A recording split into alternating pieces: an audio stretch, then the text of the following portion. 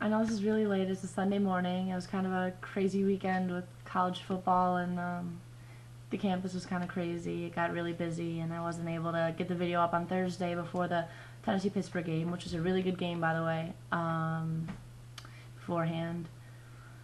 So, here I am Sunday morning cramming, 40 minutes to kick off. I'm so stoked. I'm so excited. I just can't wait for the NFL season to start. So let's get down to business with predictions. Miami at Atlanta. I'm going to take Atlanta. Matt Ryan, Tony Gonzalez, Michael Turner. Enough said. Offensive threat. Should be a high-scoring game. Atlanta will take this win at home. They have a lot to prove after last season. Expectations are really high for a team that was pretty bad a few years ago and is now making another run for the playoffs. I'm interested to see Miami, how they pull off the Wildcat formation. Ronnie Brown, always fun to watch. Pat White should be really fun to watch fitting into their offense. He's a perfect fit. We'll see how it goes. I'm still taking Atlanta at home. Kansas City at Baltimore. Don't really need to say much about this one. Kansas City doesn't even have Matt Castle. They're starting the 0-8 starter, Brody Croyle. Baltimore should win this easily at home. Philadelphia, Carolina. This should be a really good game. If Jake Delhomme can hold on to the ball and get it into his receiver's hands rather than throwing interceptions or turning it over like he's known to do, this will be a close game. I'm still taking Philadelphia for their offensive threat and their always solid defense. McNabb has a lot to prove now that Vic is ready to take that spot if McNabb messes it up. Philadelphia on the road in a very close, very good game. Denver at Cincinnati. I'm going to take Cincinnati on this one. Simply because they're playing at home. Denver's not the same without Cutler. Carson Palmer's back from injury. Kyle Orton's just coming off an injury.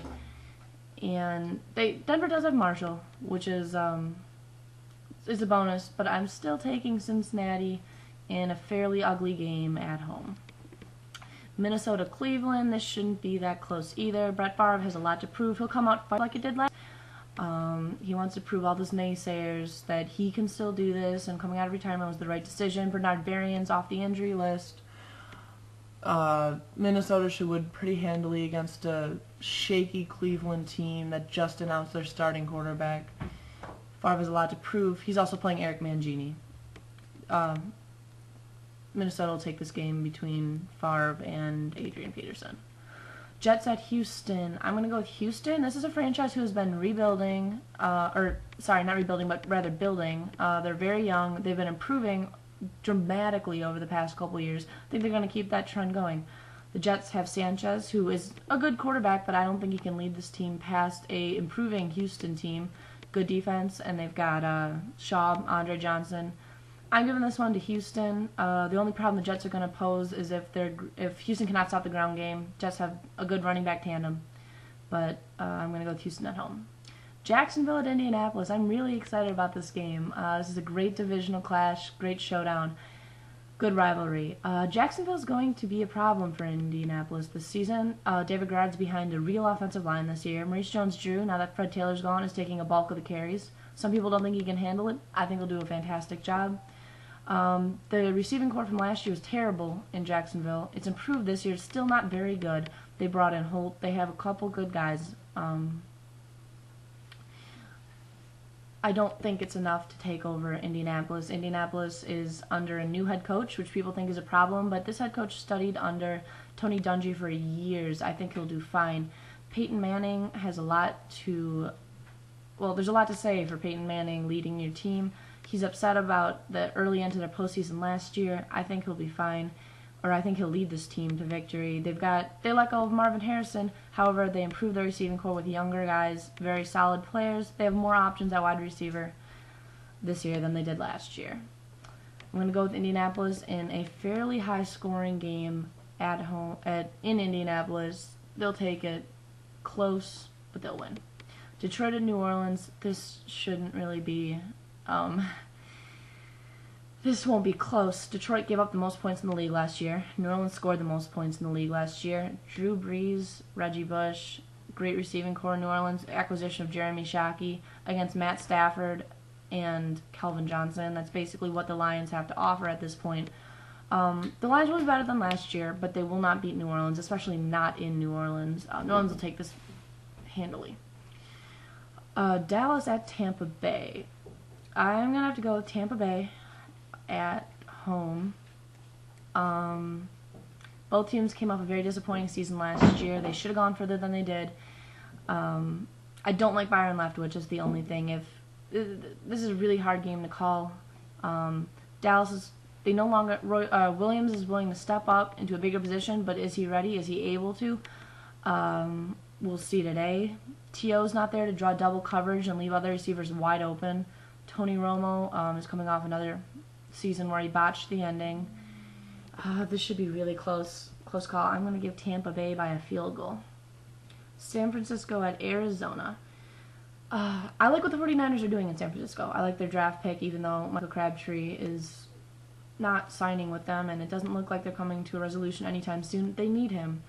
Sean Hill starting at quarterback. When he was good last year, he looks good. He could be solid. I like the new coaching staff in San Francisco, but Arizona's offensive firepower is just way too much. You're turning Kurt Warner, Bolden, and Fitzgerald. Nothing can stop that tandem. They're absolutely ridiculous. I'm giving this one to Arizona. They have home field advantage. And San Francisco's still rebuilding. They're going to be better than they were last year. They're still not that great. The Redskins at Giants, another really good game that I'm really excited about.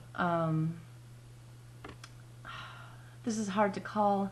Jason Campbell looked pretty decent in the preseason. If he can pull off the numbers that he did in 2007, I think the Redskins have a shot at this. However, I'm going to go with the Giants. They lost Plaxico Burress and Jeremy Shockey. They have the best running back. They have the most depth at running back in the league. Eli Manning, who, despite what you might say about him, has been looking great the past couple of years, and a very good Giants defense. I'm going to give this one to the Giants in, once again, a fairly close game. St. Louis at Seattle. I don't think this will even be close. St. Louis is a team in shambles. They're trying to rebuild. They'll be better than 2-14, but they won't beat Seattle. Seattle has Matt Hasselbeck back, and all their receivers are back. They had a ridiculous number of injuries at receivers last year. They picked up T.J. Houshmandzadeh. I think that Seattle will take this pretty handily at home. They're going to be pretty good this year. I think they're improving, so they will definitely beat St. Louis. Chicago at Green Bay. I am so excited about this game. I'm giving it to Green Bay. You might say I'm biased. I'm giving it to Green Bay.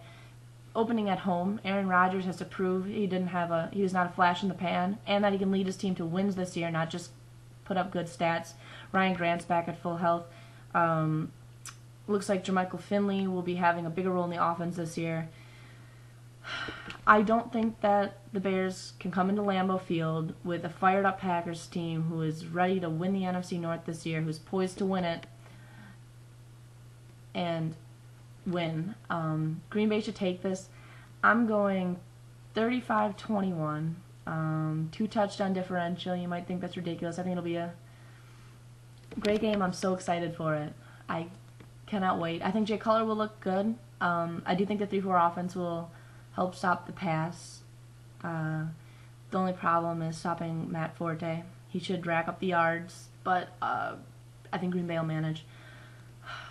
Secondary's back and healthy. That was a problem for them last year.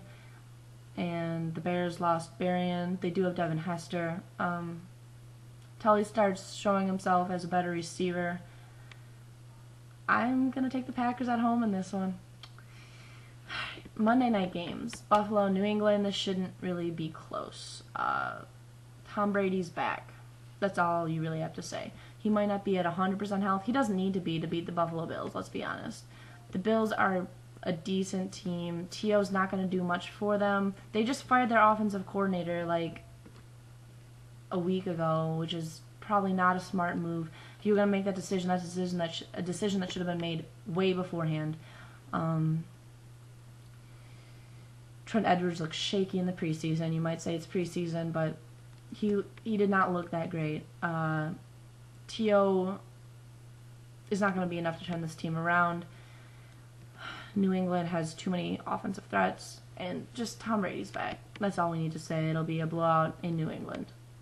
San Diego at Oakland. I'm taking the road team. Chargers looking good. Sean Merriman, despite issues with Tila Tequila, should be good to go. Healthy for the year. LaDainian Tomlinson. Phillip Rivers has been looking great. Oakland is not a very good team. They won't be this year. They won't be for a while. They're rebuilding. They've got talent. They've got potential. They need to put it all together, which they haven't figured out how to do yet. Taking San Diego fairly handily and Oakland. Those are my predictions for the week. Feel free to agree, disagree, whatever you want. Leave comments. And see you next week. Bye. Enjoy your NFL weekend.